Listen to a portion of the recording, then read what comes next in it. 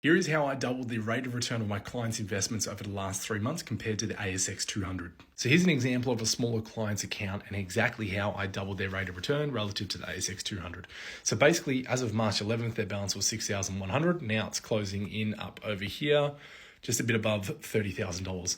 Now, what happened during this period of time over the last 3 months is there was all that tariff uncertainty with what Trump was doing. A few months back, the markets were really dropping and no one really knew how low they were going to go, just like in all crashes. But what I actually did is with all of my clients who were still in the accumulation phase is I actually started reaching out to them.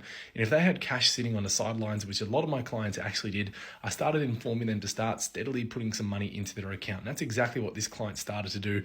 At the bottom of the market, they started putting money in every single week. And what I mean by the bottom of the market, again, I'm only looking over the last 6 months here. And this is exactly when that Trump and tariff sort of uncertainty started to begin. Market started falling off, everyone was uncertain. And what I tell my clients, if you're in the accumulation phase and you're going to be building wealth long term, you actually need to embrace these times where there's some volatility. Think of it like your favorite shop, and if it had a 15 or 20% discount at a certain period of time, you would go in and buy as much as you can. That's exactly the way I think about investing into the share markets and investment markets when they start to come off.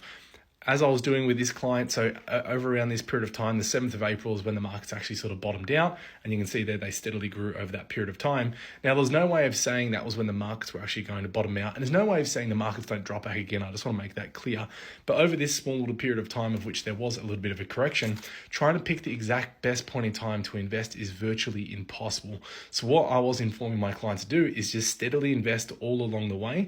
And if you look over the last 3-month period on the ASX 200, which would be from about this point here over to where we are right now, the return has been just a little bit over 5%.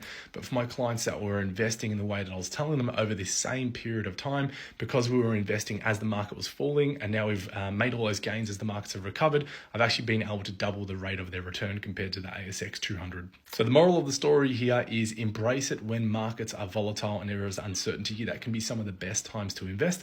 And the other moral of the story is get good advice.